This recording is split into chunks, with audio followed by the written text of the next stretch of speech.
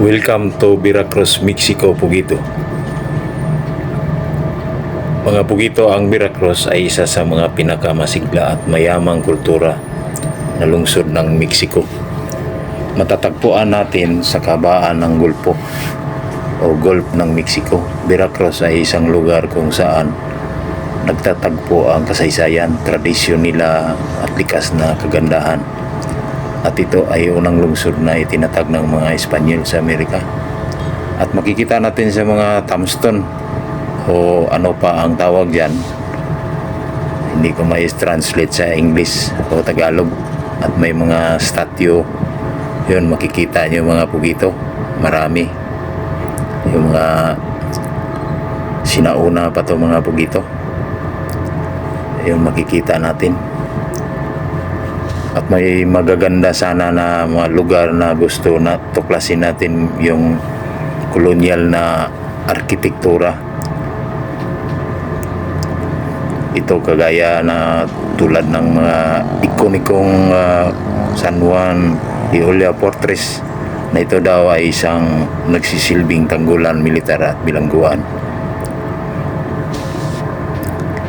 Mga Pugito, kilala rin ang Veracruz sa magaling o masiglang musika at sasayawan na yung sumikat sa atin sa Pilipinas, yung 1980s ba yun, na La Bamba. At lalo na ang San Jarocho, habang naglalakad ka sa Sukalo o tawag nila dito yung pangunahing plaza, yun ang tinatawag dito. Yun.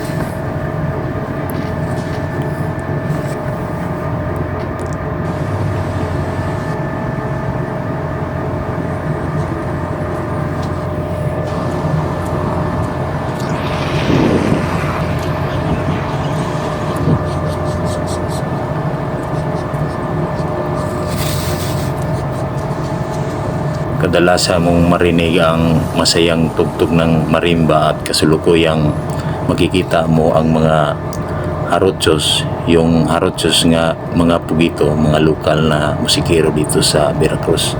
Papunta tayo ng seaside mga Pugito, dito makikita ang klase-klaseng souvenir gaya ng t-shirt, marami yung mga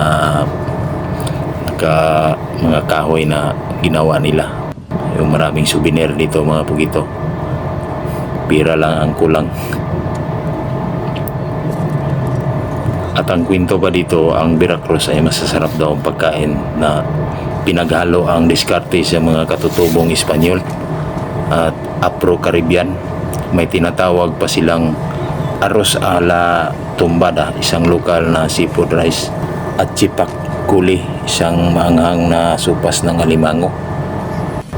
At ang isang dabis na pagkain na hindi mo malilimutan kahit yung mga sinauna na mga seaman o mga explorer natin na mga bisita, alam nila yon hanggang sa ngayon. Hanggang dito na lang muna mga Pugito. Sa sunod tikman natin yung masasarap na pagkain nila.